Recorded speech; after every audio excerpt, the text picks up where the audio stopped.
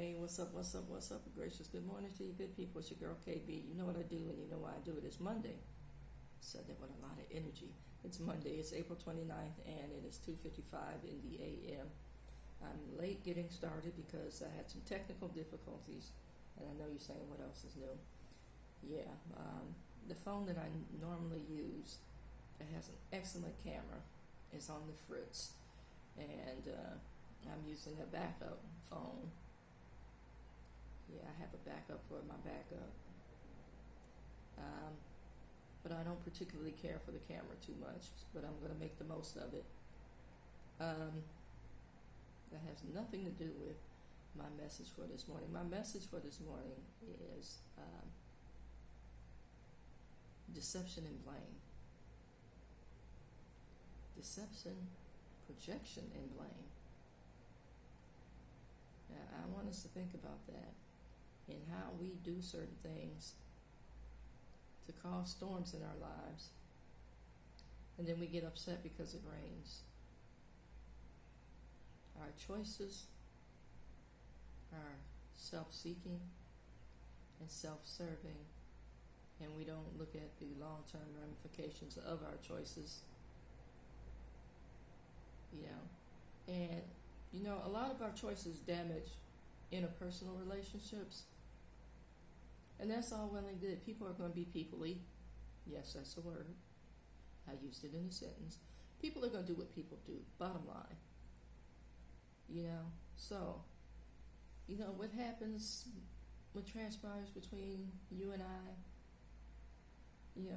we can mend if we're adult about it. But what we don't stop to think about when we have conflarma, that's confusion and trauma, or conflict and drama combined. It's a word I learned from my pastor, conflarma. When we have that, we don't think about the damage that it does to our relationship with Christ. And it does. Many of us have a great justification and a rationalization for doing whatever, however, whenever, to whomever. Or is it whoever? Well, grammar aside, you know what I'm talking about. We have a justification and a rationalization for the damage on an interpersonal level. But we can't sell that same line to Christ, to God. Love ye one another. Not, I forgive, but I don't forget. Not, you don't have access to me anymore. Not, you're dead to me. Some of the things that we hold on to, man, we're locked in. And I've heard ministers say this. How does that fall in line with the love of God? I want us to think about that. How does that fall in line with love? How does that fall in line with love ye one another? How does that fall in line with come let us reason together? How does that fall in line with a brother is born out of adversity? How does it fall in line with if your brother sins, you go to that brother? And I know I'm leaning into the word brother. But sisters, this applies to you as well. Amen. We are so quick, fast, and in a hurry to cut folks off that don't agree with our self-destruction, or that won't allow us to encroach upon them with our madness, and they hold us accountable. But you want to dismiss that piece and be mad at them for holding you accountable for the damage that you're attempting to do or that you have done. Now, you've heard me say this, and I wish more of us would grab hold of this. If I say you hurt me, you don't get to tell me that you didn't.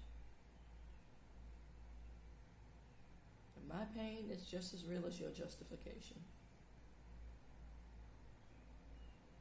So, how do we make both of them work? If you so desire to hold on to the justification. That's how I'm starting off Monday, with a heavy blow. And then to piggyback on that, I want to acknowledge that there were a cluster of tornadoes and damage done to the southwestern region of this country. And I feel for you, brothers and sisters. A lot of you are just doing what you can to hold on to what you have. And this happens. I pray your strength.